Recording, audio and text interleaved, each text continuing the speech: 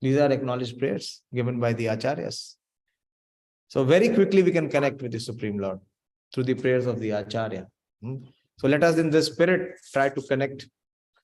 Om Ajnana Timirandhasya Jnananjana Shalakaya Chakshurun Militam Yena Tasmai Shri Gurave Namah Shri Chaitanya Manobhishtam Sthapitam Yena Bhutale Swayam Rupa Kadamayam Dadati Swapadantikam Vandeham Shri Guru Shri Yuta Padakamalam Shri Gurun Vaishnavanscha Shri Rupam Sagrajatam Sahagana Raghunathanvitam Tam Sajivam Sadvaitam Savadutam Parijana Sahitam Krishna Chaitanya Devam Shri Radha Krishna Padan Sahagana Lalita Shri Vishakhan Vitamsya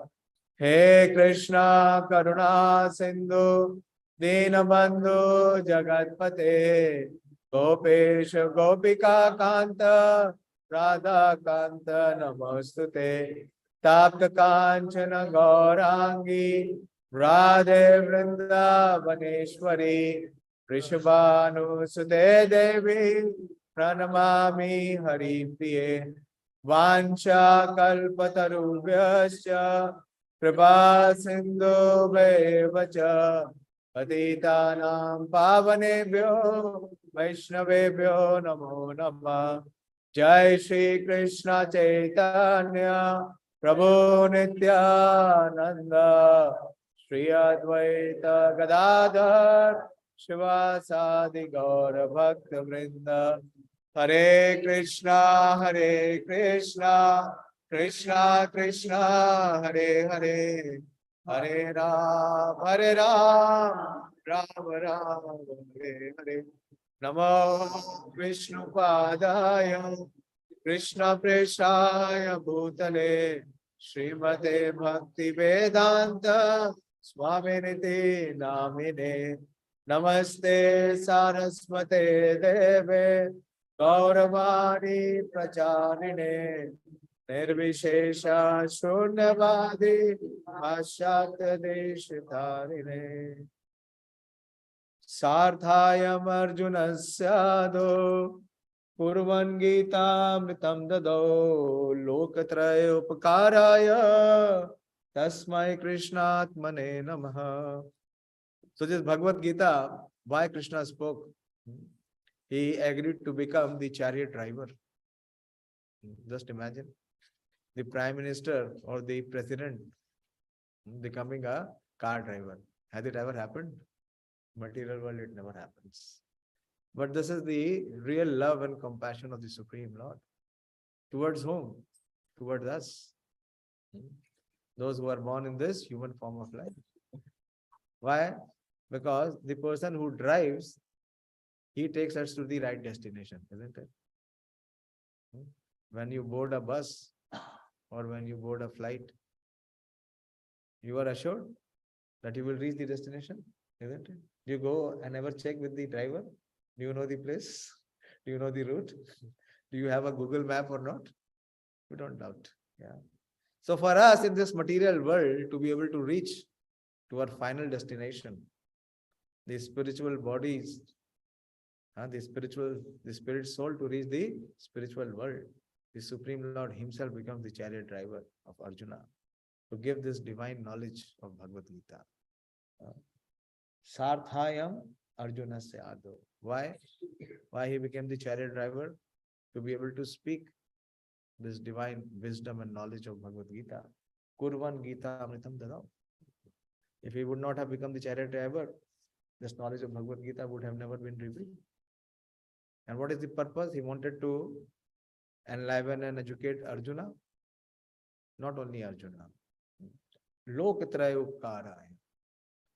To deliver each and every individual in all the planetary systems. There are three planetary systems. One is the earthly planet, which is the middle planet, where we are all inhabitant. But higher than this is the heavenly planet. And lower than this is the subterranean planet. So whoever is wherever, to be able to deliver them, the Supreme Lord takes the seat, the driving seat. So if we make Krishna our driver, how we can make Krishna our driver? We are driven by the teachings of Bhagavad-Gīta. So Krishna will take charge of our chariot of life. And if Krishna takes charge of the chariot of our life, where we will reach? We will reach to the highest destination, to the most perfect destination. Tasmai Krishnatmane Namah. So my obeisances, my respects to such a loving Lord who takes the position of a driver, so that we can safely reach the highest destination. That is the spirit of Bhagavad-Gīta. And in this spirit, Krishna is giving this knowledge to his very beloved friend and disciple Arjuna. So we have discussed so far in the second chapter that we have discussed two sections, and also we are on the third section. The first section where Krishna is accepted as the spiritual master by Arjuna. Arjuna accepts that he does not have the solution. So believe me, friends, in our life, if we come to this conclusion, or if we come to this, what should I say, where we concede that I do not know, or I do not have the solution, then you will see there will be so many other possibilities which will open up. Till the time we apply our own intelligence, till the time we apply our own ability, we block. What we do? We block the divine arrangement. So that divine intervention cannot happen in our life. We are driven by our karma.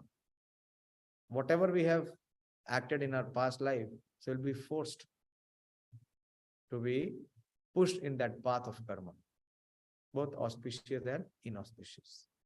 Anishtam, Ishtam, when we will come to the 18th chapter, Krishna says.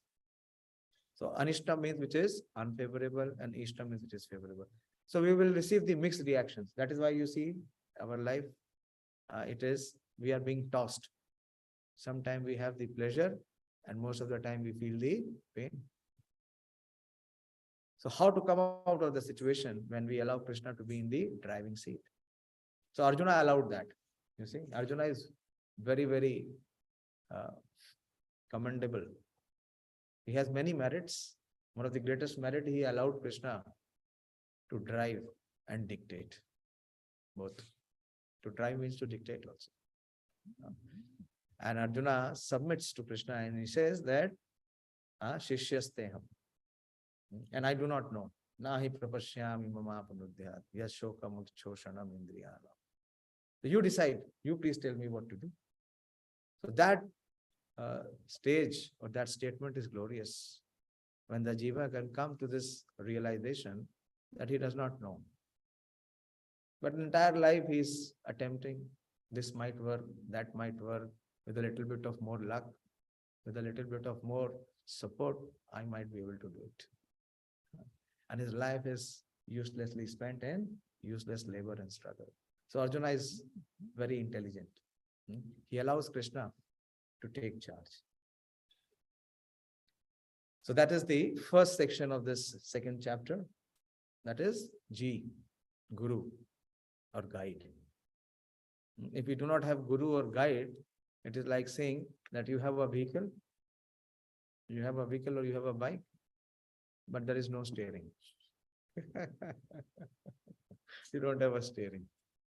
So if there is no steering, where will you reach? Where will you reach? And it's just a matter of time that what we will meet with, what will be the fate? Accident. Accident will happen in life. It is said as a ship without a rudder.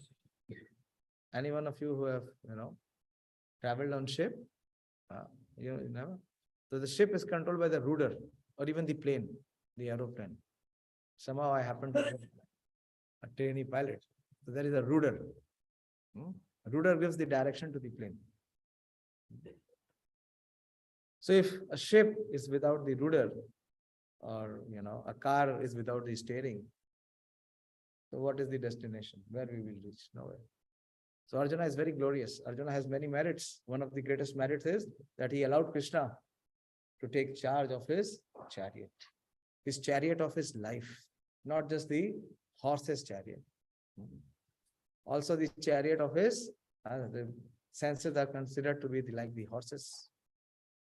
So Arjuna accepts, he submits, he surrenders, and he allows Krishna the advantage to guide him.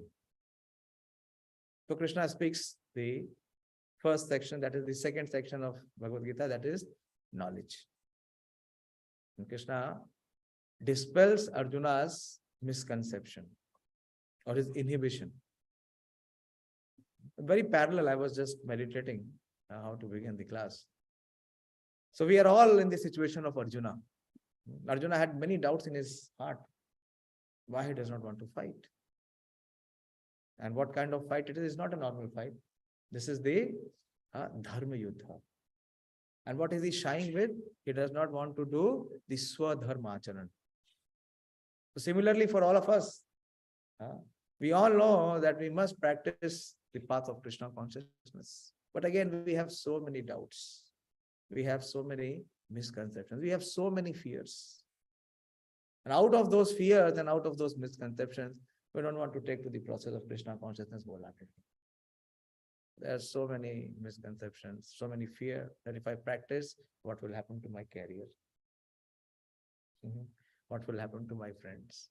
What will happen to my family? What will happen to my income? What will happen to my enjoyment?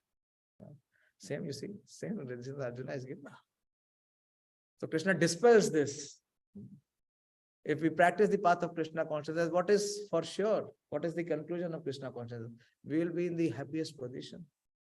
We will be in the most enjoyable position, because that is the natural position of the soul. So Krishna uplifts Arjuna by giving him the knowledge of Atma-Gyan. And through the Atma-Gyan, he tells Arjuna that one who is situated in knowledge, he never gets disturbed. We are disturbed, isn't it? Something unfavorable happens in our life, we are very immediately provoked. There is immediately the anxiety in our heart, in our mind. It does not allow us to be normal. There is some pricking. You understand what is pricking, no? There is a constant pricking. It does not allow us to live life, what to speak of enjoyment. So how it can be removed? Through the knowledge. So Krishna gives the Atma-Gyan. And how to realize this Atma-Gyan? So Krishna talks about two duties. You will always remember, you will never forget. G stands for Guru or guide. Till the time we have Guru, we need guide. If we have none, then we are a ship or a plane without a rudder, or a car without a steering. We may boast that I have Rolls-Royce. What is the use of that Rolls-Royce? It will help us to bang into someone, hit him and get hurt. And no use. Because there is no steering wheel. And there is no jnana. If Guru is not there, then there is only ajnana. So that is why the prayer begins with Om Ajnanati Mirandasya. That we are born in the darkness of ignorance. But being born in this darkness of ignorance, we have a choice. What is the choice? That we should be out of this ignorance. And how we can be out of the ignorance? By being situated in knowledge. Jnananjana Shalakaya. And this knowledge is bestowed by the medium of Guru, spiritual master or spiritual guide. And Krishna first gives the Gyan, knowledge, so that he can perform his action, that is karma. So Krishna refutes Arjuna's first apprehension or fear, that is his compassion. He was thinking that if I fight, I will have to kill. And if I kill, then I will be morose. So I cannot be happy. But Krishna is saying that you can only be happy when you perform your action karma. So Krishna has so far given two aspects. Krishna has enlivened Arjuna on two aspects. One is on jnana, that is the Atma Jnana, of the self being eternal and the body being temporary. So try to come to the right level of consciousness and understanding that you would rise above the bodily conception and come to the eternal conception of life. So the life is eternal. There is no termination. Na jayate mriyate va kadachin. Never ever that your existence can be eliminated. So we will live forever. That is for sure. First teaching that we get from Bhagavad-Gīta is that we will live forever. No one can terminate our existence. There is no one in this creation who can terminate our existence. So good news. Very good news. Yeah. No, we have to realize it. We have to realize it. So how to realize it? Krishna gives the process. That is the process of performing two duties. So first we discuss the bodily dharma, which is called the swadharma. Because we are in this body, so we have to perform. So we discussed according to one's social order and social position. Like those who are in student life, what is their responsibility? What is their duty? Is to study, is to gain knowledge, is to be disciplined. Disciple means he is disciplined. Student life means he is regulated. Why there is difficulty in student life? The single moot purpose is, the moot point is, discipline is lost. As soon as discipline is compromised, there are so many difficulties. If one maintains the discipline, is there any difficulty? There is no difficulty.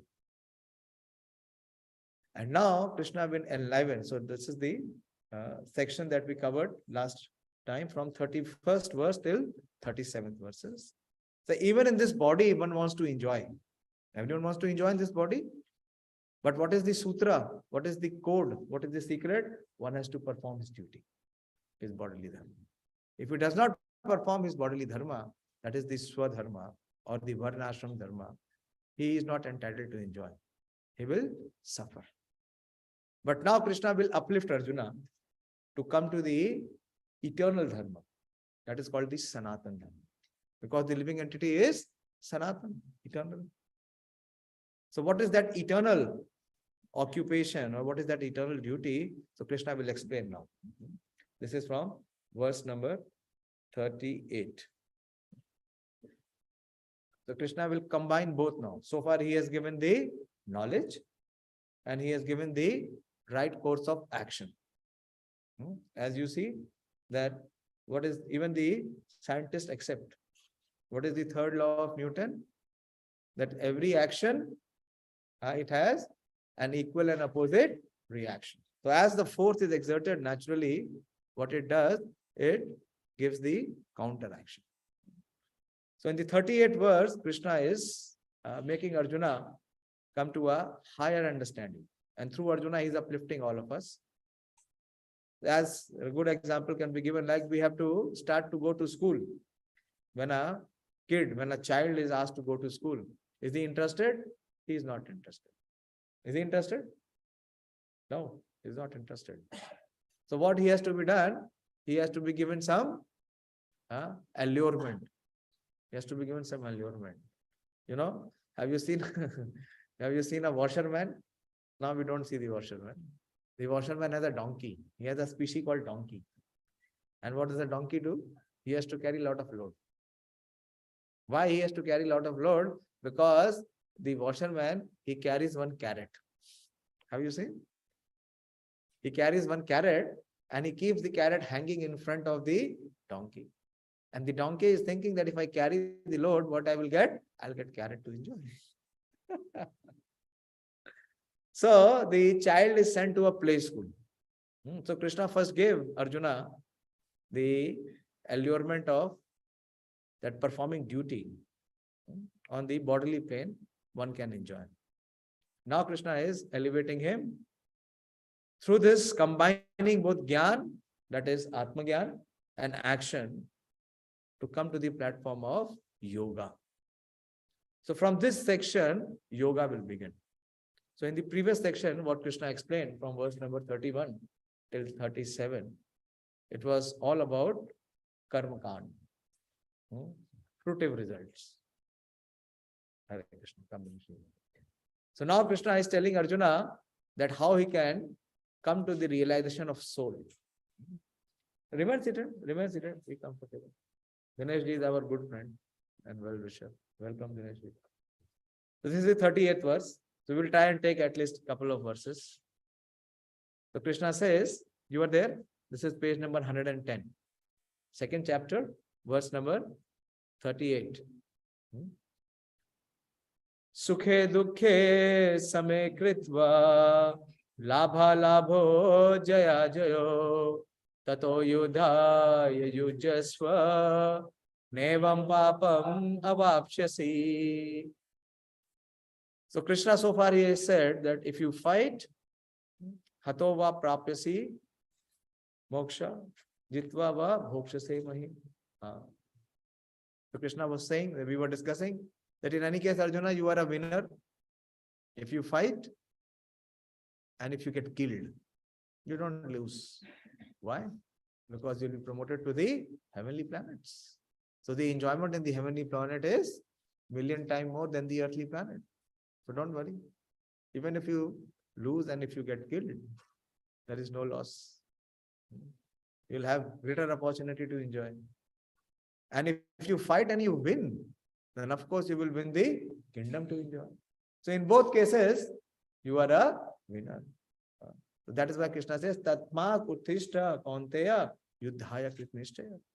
So stand up, get up with determination and fight.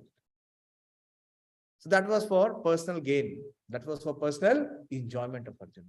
But now Krishna is giving him a higher goal, a higher platform. He says, do thou fight for the sake of fighting without considering happiness or distress. This was the consideration of Arjuna. What was his consideration? His personal distress. And he was feeling that if I fight and if I kill, I cannot be happy. So Krishna is saying, you fight, do thou fight for the sake of fighting, without considering happiness or distress, loss or gain, victory or defeat. And by so you're doing, you shall never incur sin. So another consideration of Arjuna was, what was the third reason for Arjuna not fighting? Who remembers? What was the third reason Arjuna not to fight? First was compassion, second was enjoyment. What was the third? Sinful reaction. So Krishna is saying that how can you be released from sin? First he said that if you do not fight, you will incur sin. But now the Krishna is giving the sutra, or Krishna is giving that secret, that even if you perform, as we said, that every action has equal and opposite reaction. But how to perform an action which is devoid of reaction? Can any scientist tell you that? Dinesh, can you reverse the Newton's third law of motion? But Krishna does that. See how? Very interesting. What Krishna is saying, that, and so by doing so, you should never incur sin. So if you fight for enjoyment, you will receive reaction. Even if you win, you will go to the heavenly planet and you can enjoy. But there is a certain limit. Shine punye martalokam vishanti. When your quota, when your limit of enjoyment is over, you will again be coming back. But here Krishna says that now I am giving you the principle. Now I am giving you the standard. If you come to that standard, then you will fight also. Whether you win or you lose, but you will always be free of sin. So Krishna gives, this is the beauty of Bhagavad-Gīta, that Krishna teaches us how to perform action and to be free from reaction. Got it, sir? This is higher than what Newton has taught. We can excel what Newton is saying. So how to do that? So this section is very interesting. This is called karma, the perfection of action. This is the perfection of action. This will continue till verse number 52. Yoga karma su kaushalam. Kaushalam, you understand? Kaushalam is the art and also means the perfection. So what is the art and perfection of performing action? And how that is possible when one is situated in yoga. So Krishna talks about yoga principle. So he introduces the yoga principle for the first time in Bhagavad-Gīta from these verses, from this section. This section is also called the Karma-Yoga section, or it is also called the Bhuddhi-Yoga. So I will not take much of the purport. So Krishna now directly says that Arjuna should fight for the sake of fighting, because he desires the battle. So far, what was the consideration of Arjuna, whether to fight or not to fight? What was his consideration? What was his consideration? No. His own personal happiness or enjoyment. If I feel I will be happy or I can enjoy, then I will fight. If my happiness and my enjoyment is finished by killing, I shall not fight. Isn't it? That is his consideration. Why is he withdrawing from the battle? Because he is feeling that even if he wins, he cannot enjoy. Yeah. So Krishna is saying that you have to give up that thought process. You have to give up that mindset of your own personal enjoyment or happiness. So what you have to do, you have to perform the action being devoid or detached from the result. It is like saying, I will only study if I secure scholarship marks. Otherwise, I will not study.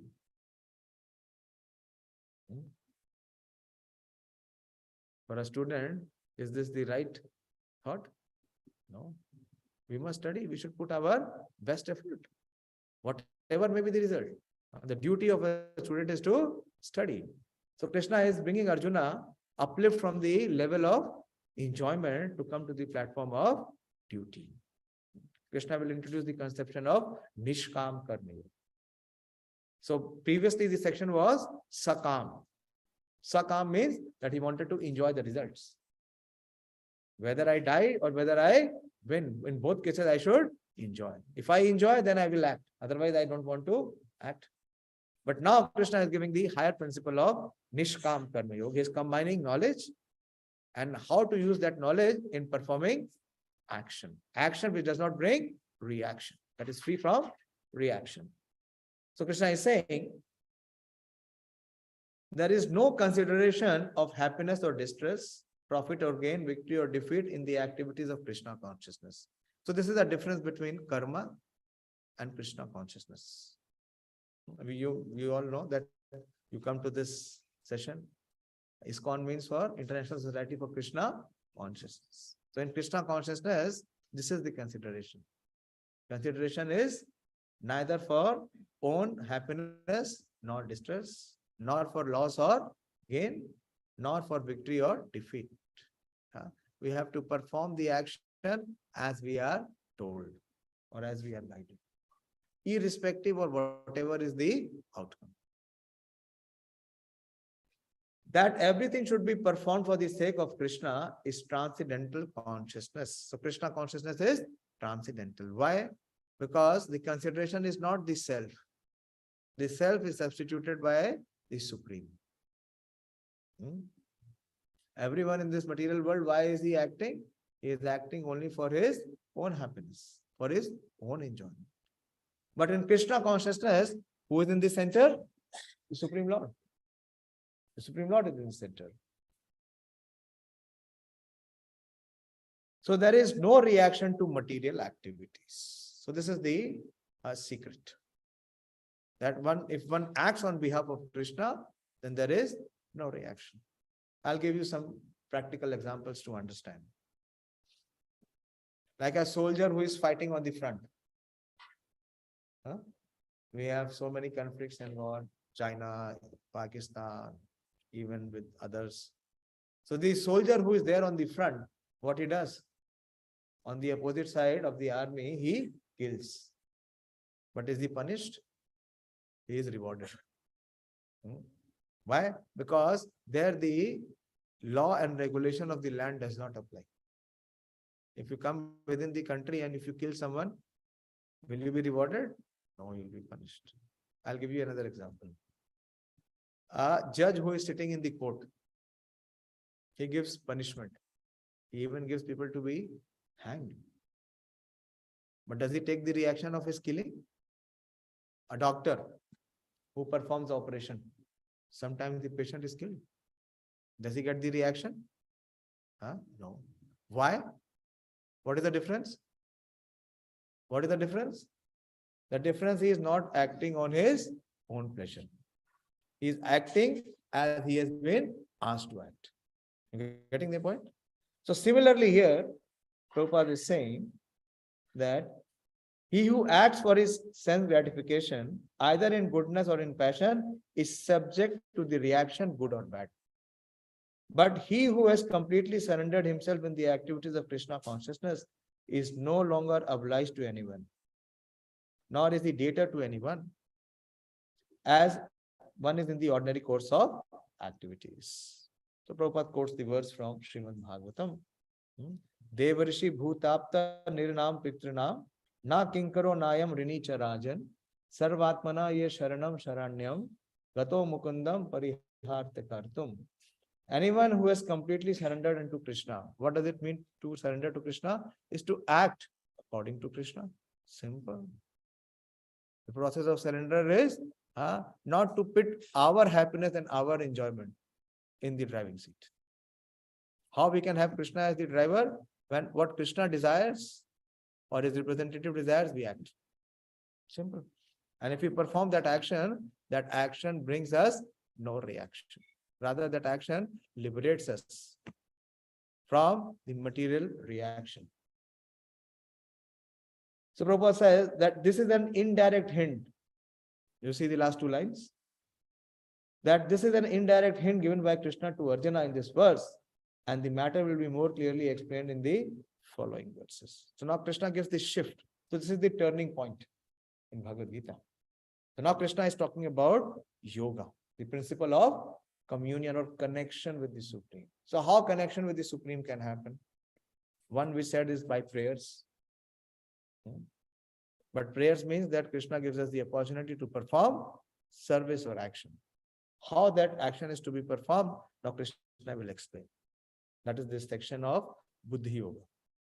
You will see in every verse, Krishna will talk about two words, Buddhi and Yoga. So what is Buddhi-Yoga? Buddhi-Yoga is the eternal yoga. Swadharma is on the bodily platform. So Swadharma, till the time one exists in body, he can enjoy or he can suffer. But the reactions will come. But if he acts in Buddhi-Yoga principle, there is no reaction. There is only a connection. Yoga means to connect. Yoga comes from the Sanskrit root word, which means yuj. And yuj means to connect. So this is 39th verse. Very important verse. This is the turning point in the Bhagavad-Gīta. Krishna says, Eshete abhihita sankhe buddhir-yogam tvam inam shunu buddhya yukto yaya partha karma bandham prahasyasi. So thus far I have described this knowledge to you through analytical study. What is that analytical study? That is the Sankhya. Esha te abhihita Sankhya. Esha te. So far, abhihita I have explained or described. Sankhya means the distinction between matter and spirit, between body and soul, between temporary and eternal. So that has been explained. From where to where? From verse number 11 till verse number 30. Very good. Till 30th. 30 till 30. That is the description. Krishna gives a graphical description of the distinction between temporary and eternal, body and spirit. So Krishna says, so far I have explained this.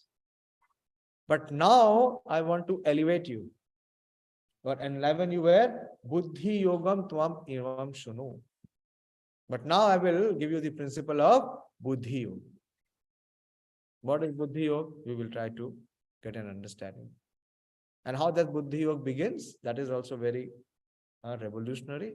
Krishna says, Buddhi-Yogam Tvam Imam Shunu. Shunu means to hear. So far, what was Arjuna doing? What was Arjuna doing? Hearing. But Krishna wants more attention. He said, now I am giving you Buddhi-Yoga. So hear with more attention. And he says, Buddhya yukto yaya partha. If you are situated in this Buddhi-Yoga, on the principle of Buddhi-Yoga, if you act according to the principle of Buddhi-Yoga, Karma-Kāṇḍam prahasyasi. You will be free from the reaction of your action. What was Arjuna trying to be? Arjuna was trying to be free from the reaction. How? By renouncing the action, by not performing the action. But Arjuna is being advised by Krishna that you perform the action, but you will be renounced from the reaction. So this is the art of work. Yoga karmasu kaushalam. So what is the art of work? That you perform action, but you are not affected by the reaction. And you remain reaction. So this is Buddhi-Yoga principle. So now listen as I explain in terms of working without fruitive result. You are asking, how to be free from fruitive mentality. That is being situated in Buddhi-Yoga. If one is working in Buddhi-Yoga, there is no fruitive reaction or result. O son of Partha, when you act in such knowledge, which knowledge? The Atma-Gyan Krishna has given, and the Buddhi-Yoga now Krishna is going to. So one has to combine both. First, he has to realize that he is not his body, his soul. That is knowledge. And he has to act on the principle of Buddhi-Yoga Krishna is now to him. What is the Buddhi-Yoga in plain terms? So far, we have discussed in the last two verses, this verse and the previous verse. What is Buddhi-Yoga? Very simple. Just pick up simple what we have discussed. How? Simple.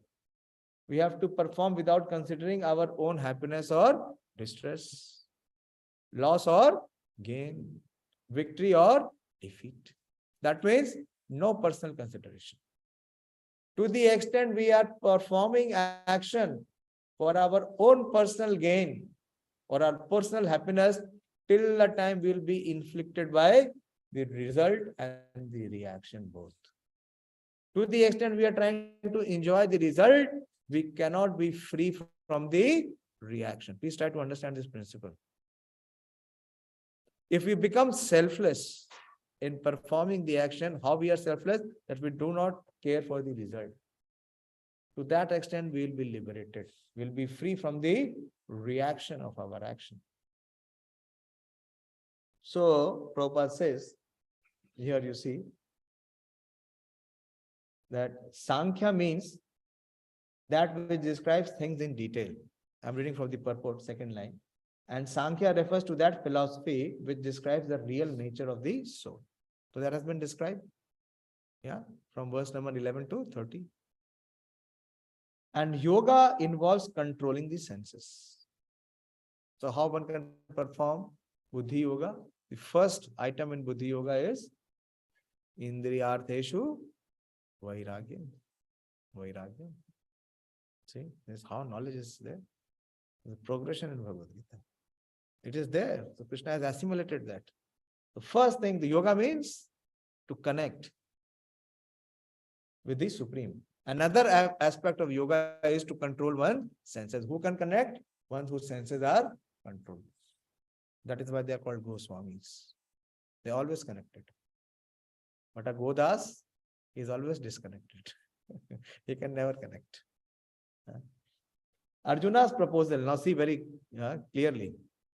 Arjuna's proposal not to fight was based on his own personal consideration, his personal happiness, his personal sense enjoyment, his gratification, forgetting his prime duty.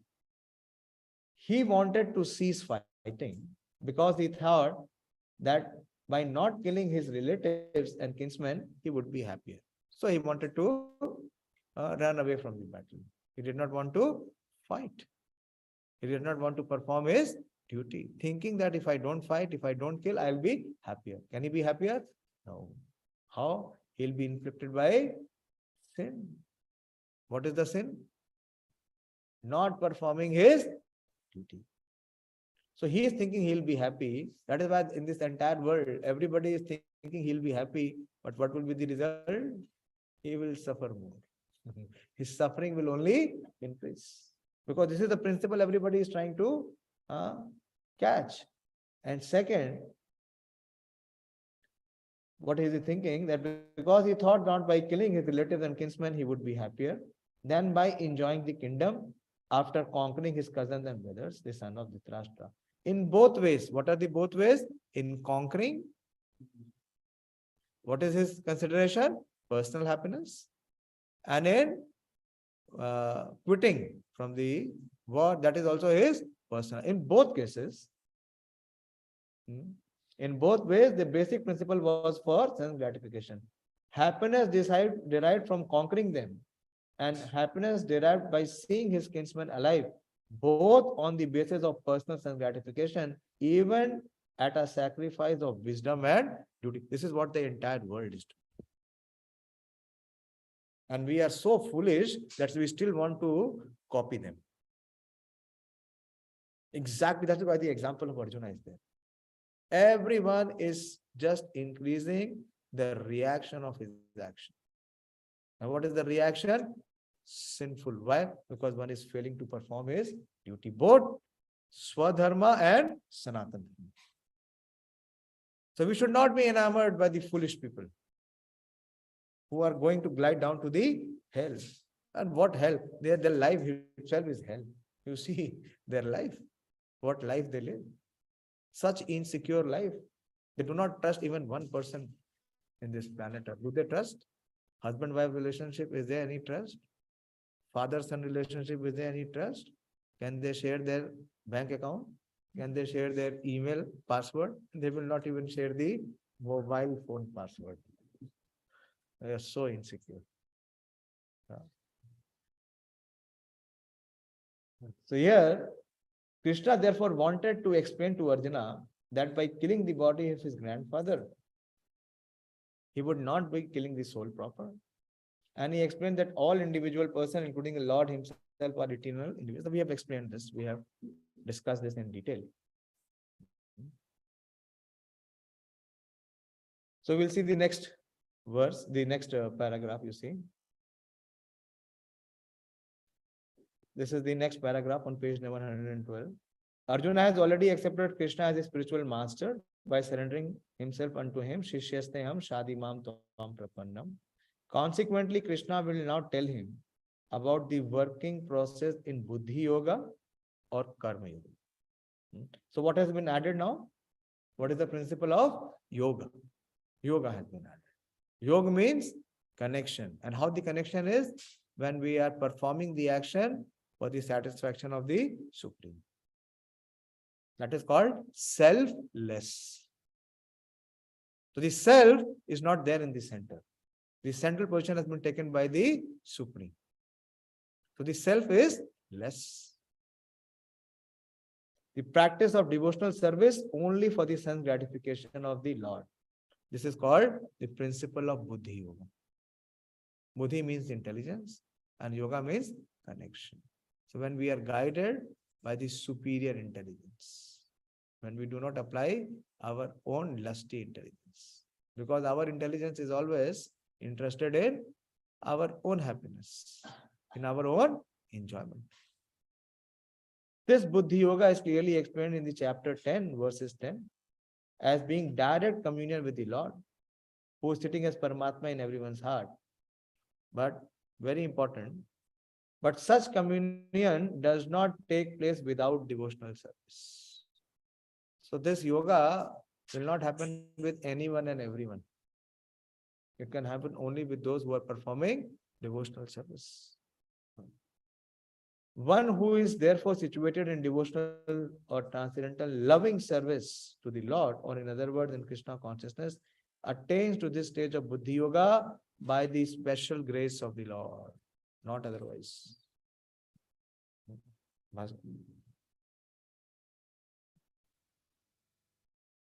Tell him I will speak later. Tell him to take the keys and keep it with him.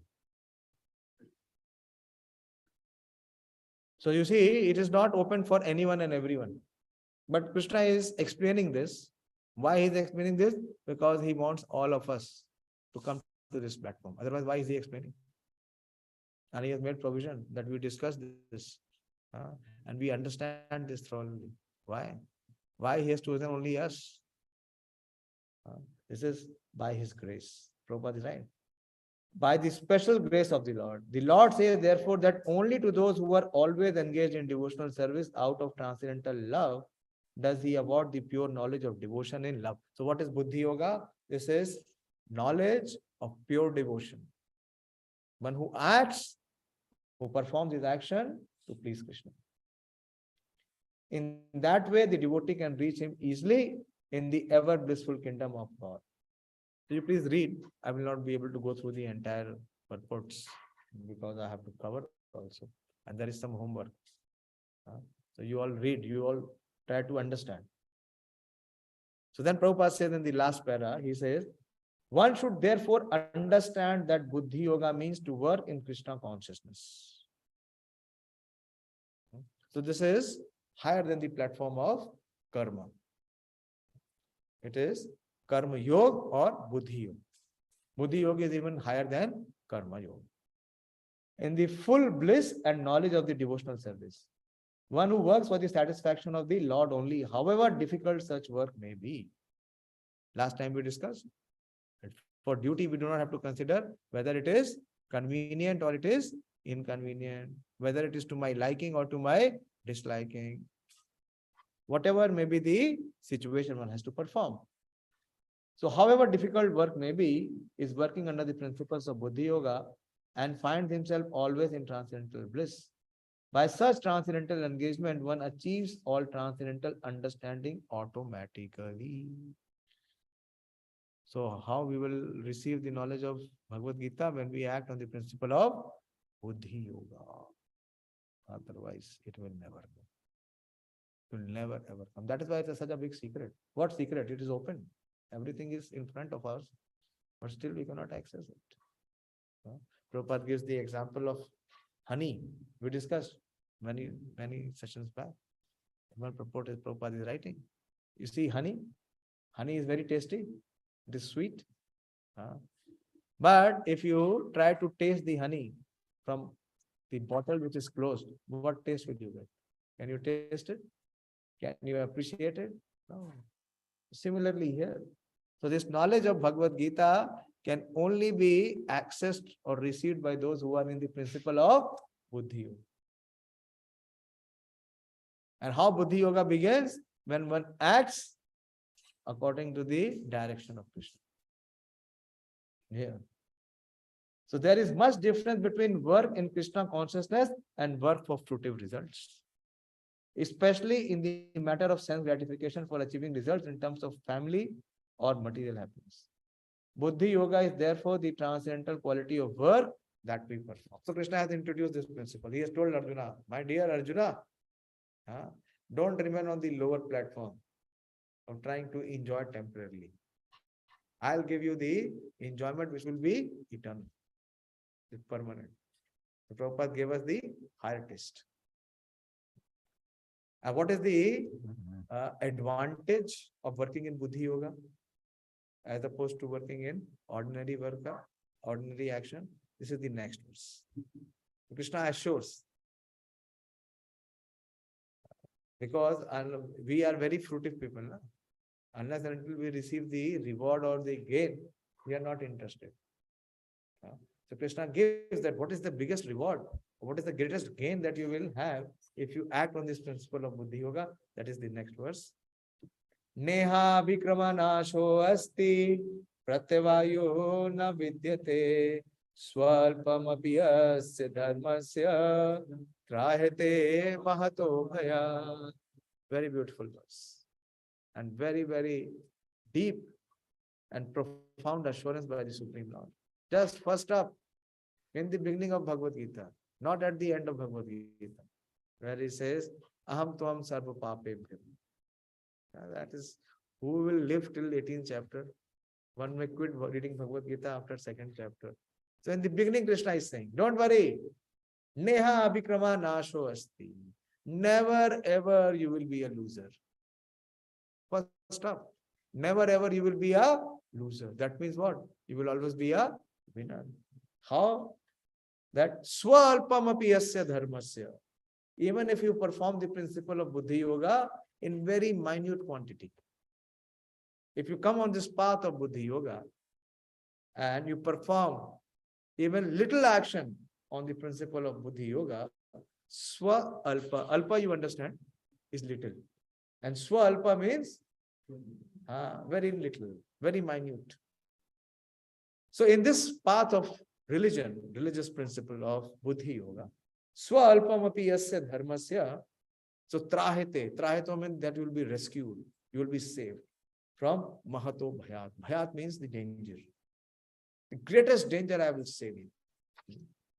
In this endeavor of the principle of Bhuddhi-Yoga, Krishna says there is no loss.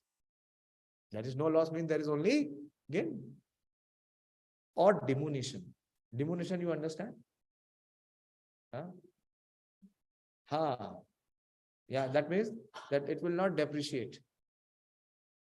ठीक है, loss नहीं होगा, लेकिन क्या होता है in material existence, like I have a laptop, ठीक है, कोई इसको तोड़ेगा नहीं, ठीक है, लेकिन ये 10 साल बाद तो वैसे ही टूट जाएगा, खत्म हो जाएगा, इसका लाइफ ओवर हो जाएगा. Every चीज depreciates. So Krishna says that if you work in this principle of Bhuddhi-Yoga, we will test how much we have understood Bhuddhi-Yoga. There's a long discussion. All these verses are on the Bhuddhi-Yoga. So for a couple of classes, we will take Bhuddhi-Yoga because this is the art of work. This is the art of perfection of performing action. So he says that in this endeavor, there is no loss or diminution. Neither there is loss, nor it can be depreciated. Value भी कम नहीं होगी. ना तो कोई आपसे ले सकता, ना ही आपका इसका कभी नाश हो सकता. And a little advancement on this path of Bhuddhi-Yoga can protect one from the most dangerous type of fear. What is the greatest fear? No, we don't know after death what will be our next life. Isn't it? Anyone knows who is sitting here? After leaving this body, what body you will receive? Do you know? But if you are in Bhuddhi-Yoga, we know. We know for sure. Krishna will assure what will be our destination. So another big purport. Prabhupada says activity in Krishna consciousness or acting for the benefit of Krishna, again, this is Bhuddhi-Yoga, without expectation of sense gratification is the highest transcendental quality of birth. So again, the self consideration is not in the center. One is not thinking about own happiness. One is not thinking about own enjoyment. One is not thinking about own reward. One is not thinking about own returns. What is he performing? He is performing Nishkam Karma. And it is yoga. Why it is he performing? Many people perform Nishkam Karma, but not every Nishkam Karma is yoga. We will discuss that later. That many people open charitable schools, charitable dispensaries. They give a lot of free food. But is that yoga? No. That is Nishkam Karma. But it is not yoga. But what principle Krishna is giving here is Nishkam Karma Yoga or Buddhi Yoga. So he says, even a small beginning of such activity finds no impediments, nor can that small beginning be lost at any stage. So once you have begun this process of Buddhi Yoga, even if your life is finished, your Buddhi Yoga account will never be finished. How? Prabhupada explains here. Any work begun on the material plane has to be completed, otherwise the whole attempt becomes a failure. Like you have joined here. Most of you are pursuing PhD, isn't it? So you have to work for 4 years on an average to be able to complete your PhD. Supposing that you have worked for 3 years and fourth year some extraordinary situation came, you could not complete. So can you get the PhD degree? So unless and until it is complete, it is a failure. Otherwise, the whole attempt becomes a failure. But any work begun in Krishna consciousness has a permanent effect, even though not finished. Even though not finished. The entire 6th chapter, last section is devoted to this.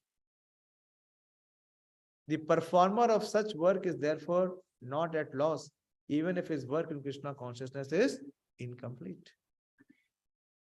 So 1% done in Krishna consciousness bears permanent result. So the next beginning is from the point of 2%. So now you have come to perform Krishna consciousness, and you do not perfect. For some reason or some situation, it remains incomplete. But next life, what will be the situation? From where you have left, you will begin.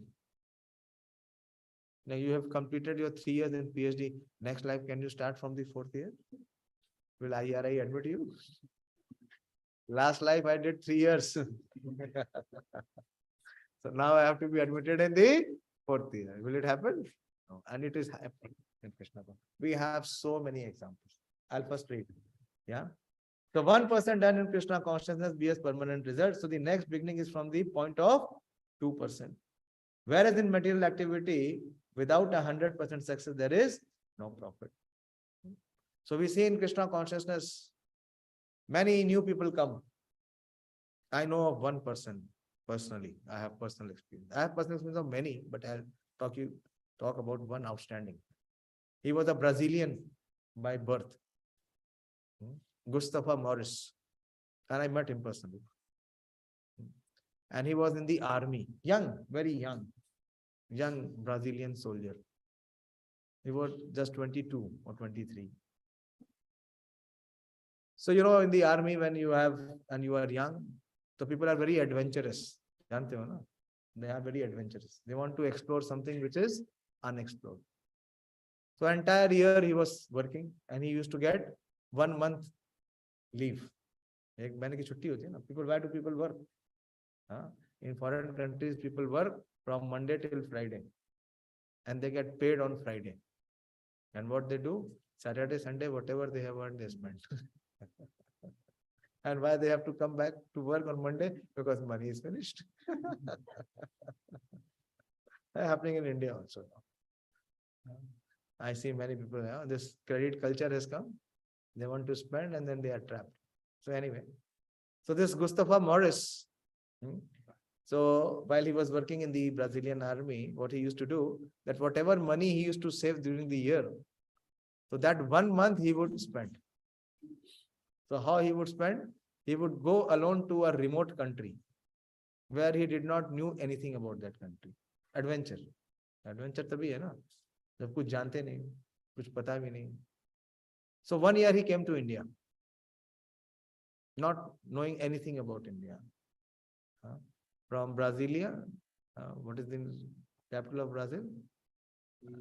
Rio de Janeiro. There is one state called Brazilian or some city is there. So from there he boarded the flight and came to New Delhi. And when the flight was to land in New Delhi, so he became a little anxious. He was thinking, "आ तो गया हूँ, लेकिन जानता तो कुछ नहीं, करूँगा क्या?" So his co-passenger, who was sitting on his side, he asked that what is there to see in India? And somehow that person, he was in some other frame of mind. He said, "Why have you come here? This is a useless country. There is nothing good to see here. It is all dirt everywhere." So he said, "Yeah, if I have now come here, I have spent my money and I have to be here for next 15 days. So tell me where to go, what to see." So many travelers are coming to India. There must be something to see. So he said, "Okay, if you have come, you go to Vrindavan." Somehow he landed and he asked the taxi driver to take him to Vrindavan. And when he entered Vrindavan, he recollected what was there in his last location. Within few months, he read all the books. and he became Bhakti Shastri teacher in 1 year. Foreigner who had no knowledge, no culture, no conception of any Indian Shastra. How it happened? Because of Neha Abhikrama Nasho Asti. Now, whatever you have done in Krishna consciousness, it is eternally your asset. It can never be lost. But don't mind, don't think that nobody is seeing me, nobody is recognizing me, nobody is rewarding me. Krishna is seeing us. Krishna will reward us.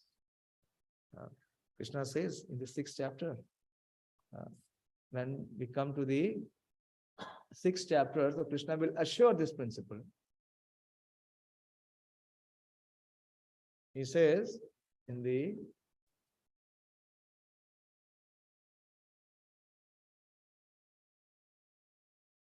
41st verse, he says, the unsuccessful yogi, 6th chapter, 41st verse. Manish, pull up the verse, 6.41.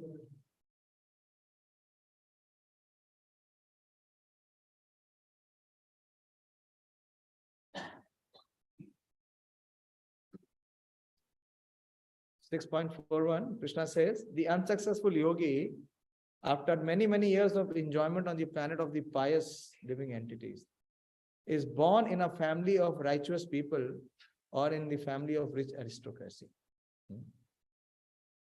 He takes his birth in a family of transcendentalists who are surely of great in wisdom. Certainly such a birth is rare.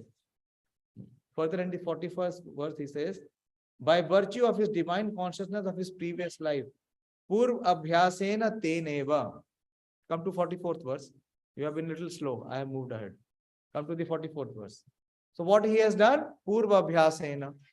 Whatever he has performed in his past life.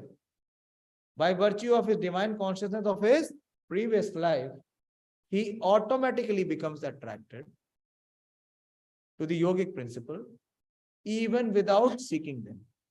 This is the case. Gustapa Morris. He became Guru Sevananda Prabhu. No effort. He was made to come in a situation where he automatically, he was able to revive and recollect what all he did in his past life, even without seeking them. Such an inquisitive transcendentalist stand always above the ritualistic principles of the scriptures.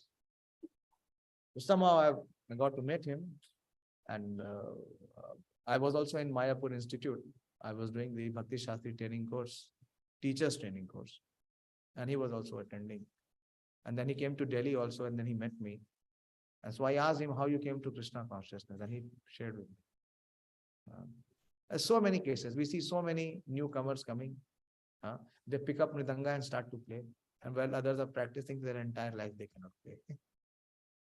And people just begin to read Shastra, and they get to know the Shastra. Others are trying for their entire lifetime. They cannot know how it is coming.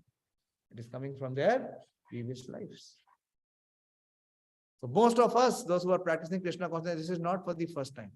It is coming from our past life. But what has been our past life? Unsuccessful. Yoga Bhrashto Vijayate. It is not Yoga Yukto Vijayate. But this life it should be Yoga Yukto, not another Yoga Bhrashta. You see? That was the verse. Suchinam Srimatam Grehe Roga Bhashto Vijayate. Those who have not been successful. So here, the principle which Krishna is emphasizing, that if you have performed this principle of Bhuddhi-Yoga, of selfless service, then whatever you have done, whatever little also you have done, it is in your permanent accredited. It will never be lost. If you leave this life, then also it will remain with you. Anything of this world that you leave, the body, can it be with you? No, but only the principle of Bhuddhi-Yoga will be with you. So Prabhupada says that what profiteth a man, you see in the next para, come down. What profiteth a man if he gains the whole world, yet he suffers the loss of his eternal soul? That is from Bible. Prabhupada is quoting Bible. The Christians say. So this is what the entire world is doing. They are suffering the loss of their eternal soul. Of course, everybody has to die. And what are they carrying? Are they carrying the principle of Bhuddhi-Yoga? They are carrying the principle of Papa. Only Papa. Only sinful action to receive sinful reaction. So they will suffer in this life, and what to speak of next lives. Material activities and their results end with the body. But work in Krishna consciousness carries a person again to Krishna consciousness, even after the loss of the body. At least one is sure to have a chance in the next life of being born as a human being, either in the family of great cultured Brahmana, Shuchinam Srimatam Gehe, or in a rich aristocratic family that will give one further chance for elevation. That is the unique quality of work done in Krishna consciousness. But who can perform work in Krishna consciousness? Who can be situated in Bhuddhi-Yoga? How one can follow this principle of Bhuddhi-Yoga? That is the next verse. Should I take this verse? I will take this verse. So, what is his consciousness? What is his focus? Krishna speaks. Vyavasayatmika buddhi ekaha kuru nandana bahushakha hi anantascha buddhyo vyavasayina. Those who are on this path are resolute in purpose. What kind of buddhi they have? Vyavasayatmika. Vyavasayatmika means that buddhi that is very focused or fixed. Why Krishna chose only Arjuna to speak Bhagavad-Gīta? So many times I discussed who was the best candidate? Yudhishthir, yeah, because Yudhishthir was Dharmaraj. And why did Krishna speak Bhagavad-Gīta? To establish Dharma, isn't it? So who was the most befitting candidate? Yudhishthir. But did he choose Yudhishthir? No. Why? Because he was not having this Vyavasayatmika buddhi. How? Because when they were all in Gurukul, the Kauravas and the Pandavas, they were all being trained by their teacher, Dronacharya. So there was always the test. A good teacher should always take test of his student to know where they stand. So one day he arranged for a test and he would line up all the students. And what he did, he placed one wooden bird on top of the tree and he called his students. So he called Yudhishthir Maharaj. He said, Yudhishthir, what do you see? So Yudhishthir Maharaj says, I see you, sir. What else do you see? I see my brothers. What else do you see? I see the Kauravas. So Dronacharya said, you stand aside. You stand aside. Then he called Duryodhana. What do you see? So Duryodhana also told what all he sees. He called everyone and they were seeing many things and they were speaking. And Dronacharya was making them stand in the line. Then he called Arjuna. He called Arjuna and asked, Arjuna, what do you see?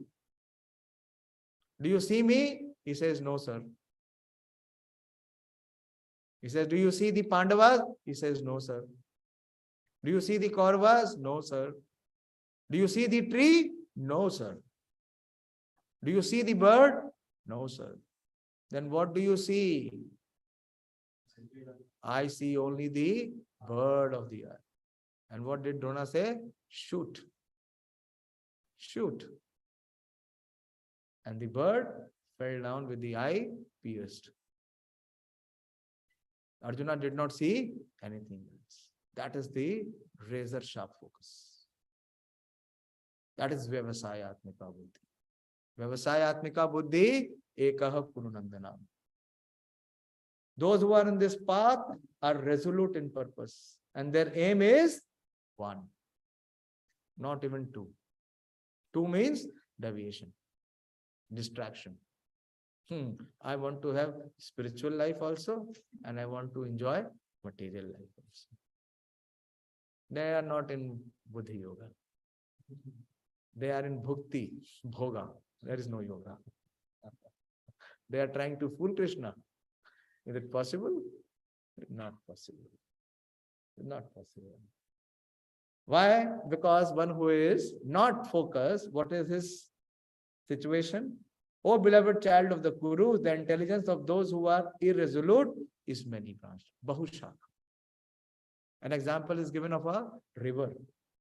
If a river which is emanating from Himalayas, like Ganges or Yamuna, where it has to reach? It has to reach to the Bay of Bengal. So if from the river, if you draw many tributaries, you understand what is tributaries, na? उससे बहुत सारी शाखाएं निकाल दो, तो क्या होगा? Will it flow? Will it flow? It will not flow. It will be dried. Because the water has been dispersed. So very important. So how Buddhi-Yoga has to be performed is with this principle of Vyavasayatmika Buddhi. So what is Vyavasayatmika Buddhi? Within the principle of Buddhi-Yoga. So Prabhupada says that a strong faith that by Krishna consciousness one will be elevated to the highest perfection of life is called Vyavasayatmika intelligence. So one has come to this conception or conviction. This conviction. One has faith in the words of the Supreme Lord. That by performing action in Krishna consciousness, that is the highest perfection. So such a person is established in the Vyavasayatmika Buddhi or Buddhi-Yoga principle. And Prabhupada quotes from Chaitanya Charitamrita that Shraddha Shabde Vishwas Kahe Shudrid Nishchoy Krishna Bhakti Kaile Sarva Karm Krithoy. So one who is convinced. How to be convinced? By seeing the result. The Prabhupada says, when one is engaged in the duties of Krishna consciousness, he need not act in relation to the material world with obligation to family traditions, humanity or nationality. So one who is in Krishna consciousness, he is always revolutionary. He does not do what is ordinary. Ordinary people, they cannot be Krishna conscious. Opportunity is there, but they have to give up their ordinary activity and perform the Krishna conscious activity. Now comes the point. Fruitive activities are engagement of one's reaction from past good or bad deeds. It is called the Karma-Kāṇḍa. And how it comes, Narottam Das Thakur explains. I am explaining your point. Sat Sanga Chhadi Kainu Asate Vilas. So Narottam Das Thakur explained in one of his bhajan, Gaura Pahu, that Sat Sang Chhadi, as soon as we leave the association of Krishna conscious person and become in the association of worldly minded people, what happens? That karma fast, that fruitive activities, that fruitive mentality is immediately manifest in the heart. Here to say, fruitive activities are engagements of one's reaction from past good or bad deeds. It's not easy to give up or to come out because it is coming, the samskar is there from many previous lives of performing fruitive actions. But how to come out of it? When one is awake in Krishna consciousness, he need no longer endeavor for good result in his activities. When one is situated in Krishna consciousness, all activities are on the absolute plane, for they are no longer subject to dualities like good or bad. The highest perfection of Krishna consciousness is renunciation of the material conception of life. This state is automatically achieved by progressive Krishna consciousness.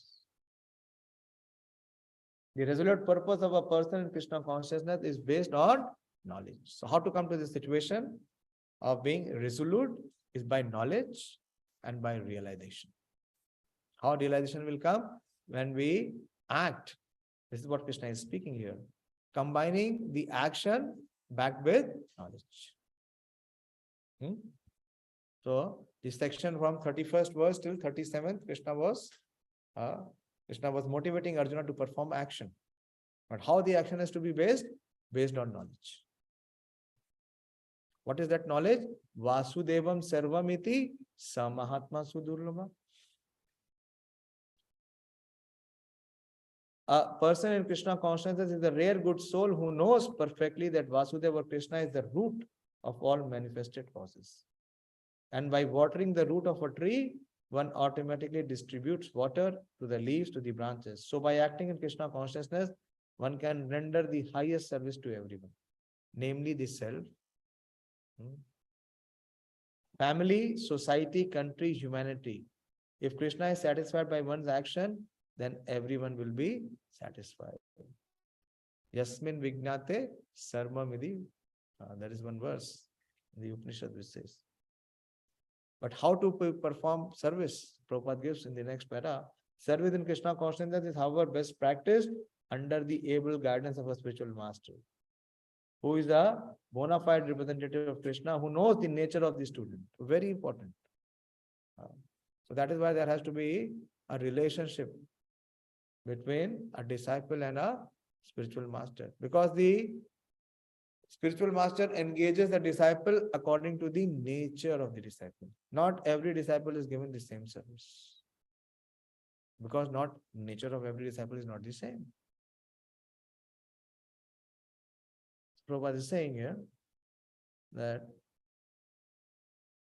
who knows the nature of the student and who can guide him to act in Krishna consciousness. As such, to be well versed in Krishna consciousness, one has to act firmly and obey. So how we are in Bhuddhi-Yoga principle, this is very important. Clearly Prabhupada is mentioning, one has to act firmly and obey the representative of Krishna, and one should accept the instructions of the bona fide spiritual master as one's mission in life. And this verse is very important, very, very important for all devotees in ISKCON.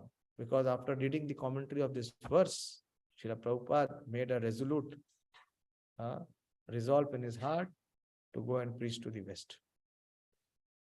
Prabhupada says that when he read the commentary of Srila Vishwanath Chakravarti Thakur, Prabhupada is quoting here this commentary of Vishwanath Chakravarti Thakur, that Yasya prasadat Bhagavad prasado, Yasya prasadan nagati kutopi, Dhyayans tu vansasya yashas trisandhyam vande guru shri charanaravindam.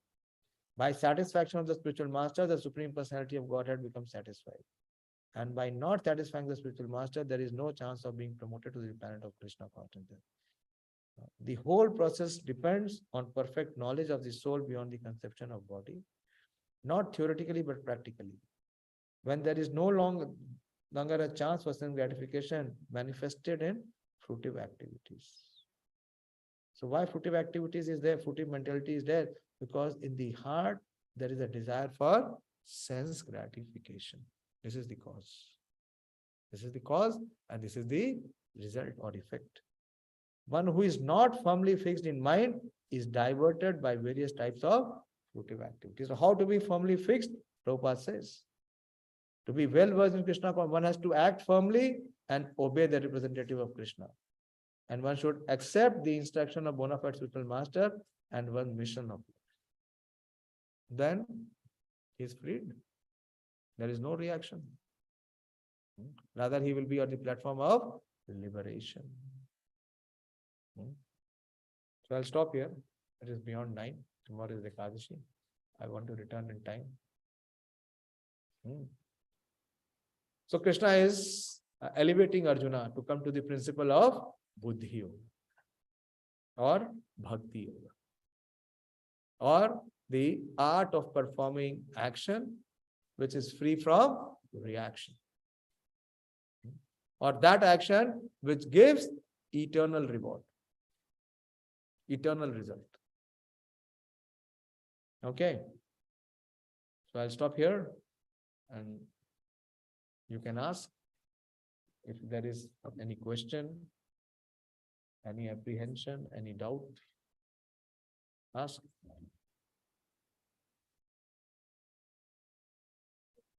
Yeah, बोलिए.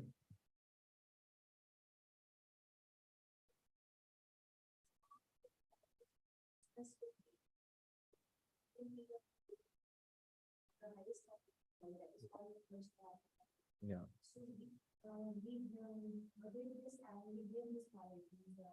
This is not knowledge. We have just received information. Information. Yeah. Faith will come by following. Faith will come by following. And faith comes in the association of devotees. And what is that faith? Prabhupada is explaining here. In the next para, you see, which I mentioned. To be well versed in Krishna consciousness, that is Vyavasayatmika Buddhi. This is on page number 116, just above Yasya Prasada. One has to act firmly. This is very important. How faith will come? By acting firmly. And obey the representative of Krishna, and one should accept the instructions of bona fide spiritual master as one's mission of life. Prabhupada says in many purports, faith comes in the association of devotees. 9.3.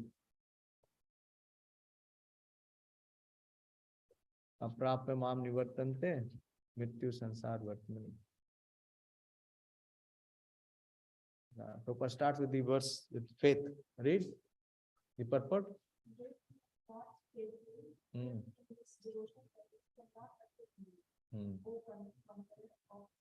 Yeah.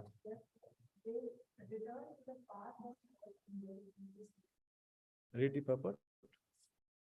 The faithless cannot accomplish the quality of devotional service. That is the purpose of this verse. Faith is created by association with devotees. Finish. That's it. We don't have faith. Gurudev, Shraddha Bindu Diya. Shraddha Bindu Diya. We do not have even a drop of faith. Karo ei dase tina peka ati.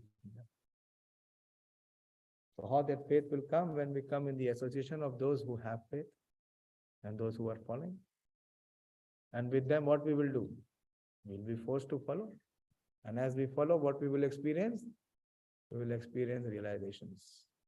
So we can see in our life, by process following the path of Krishna consciousness. Have you not cleared ARS? Both of you, most active. Others are thinking that if they come here, their degree will be finished.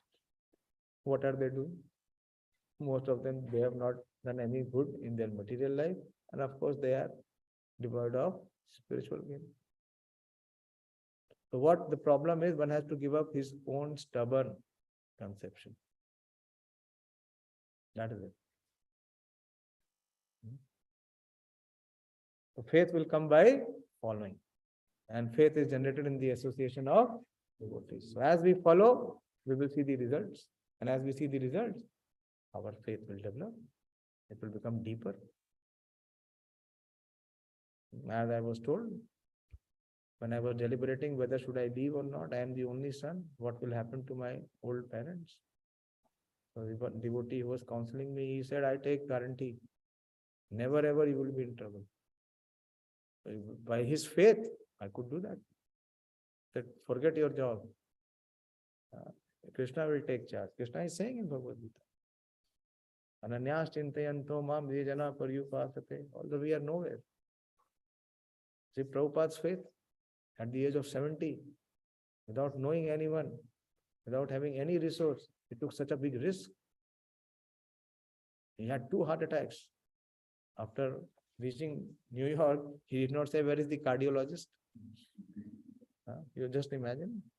If we have a little palpitation, we will go to the cardiologist. He had 2 heart attacks. And he never went to the cardiologist. Why? Because in the heart, Krishna is there. He had this belief.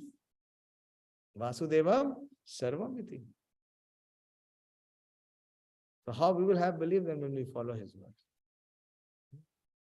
We will have experiences, we will have realization. We have, sufficiently we have. That is why we are pursuing. how Krishna is protecting, how spiritual life Krishna intervenes in our life and makes the impossible become possible. So why we will not follow? Okay, any other question? Try to focus on what is Buddhi-Yoga. Still our Buddhi fails to accept what is Buddhi-Yoga. Our Buddhi is always influenced by fruitive acts. It is always guided by fruitive mentality. So we have to come out of the fruitive platform to come to the platform of Buddhi-Yoga. बोलो आप लोग सब कुछ समझ में आ गया? सब समझ में आ गया?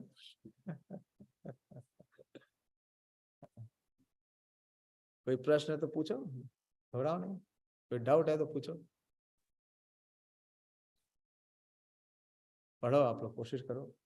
भगवद गीता मैराथन स्टार्ट हो गया. So if you don't have Bhagavad Gita, then take one Bhagavad Gita. Give your friends, your relatives Bhagavad Gita.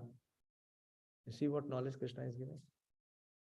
बताओ, भगवान बता रहे हैं कि अगर आप कृष्ण भावनामृत में कोई भी कर्म करोगे तो वो आपकी मृत्यु के बाद भी आपके साथ रहेगा. योगक्षेमम वहां में हम भगवान बोलते हैं. लाइफ इंश्योरेंस उन्होंने यहीं से चुरा लिया. आपने देखा जीवन बीमा में क्या लिखा है? योगक्षेमम वहां में. क्या होगा भैया? जो आत्मा चली गई उसके साथ वो कुछ कर सकते हैं? उसको कुछ दे सकते हैं? नहीं दे सकते. उनके परिवार वालों को कुछ पैसे देंगे, वो भी कुछ सालों बाद भूल भाल जाएंगे, खत्म हो जाएंगे, खर्च हो जाएंगे. हाँ, जिंदगी के बाद भी हो सकता है. कितना बड़ा झूठ है. इस भौतिक संसार में लोग यही कर रहे हैं. बेवकूफ बनाने का प्रयास कर रहे हैं और बेवकूफ बन रहे हैं. किसी को बेवकूफ बना सकते हैं? नहीं, खुद ही बेवकूफ बन रहे हैं. तो भगवत गीता है जिंदगी के साथ भी और जिंदगी के बाद भी. ठीक है. Thank you very much. Shrimad Bhagavad Gita की जय. श्रील प्रभुपाद की जय. उपस्थित सभी भक्तों की जय. So we'll meet next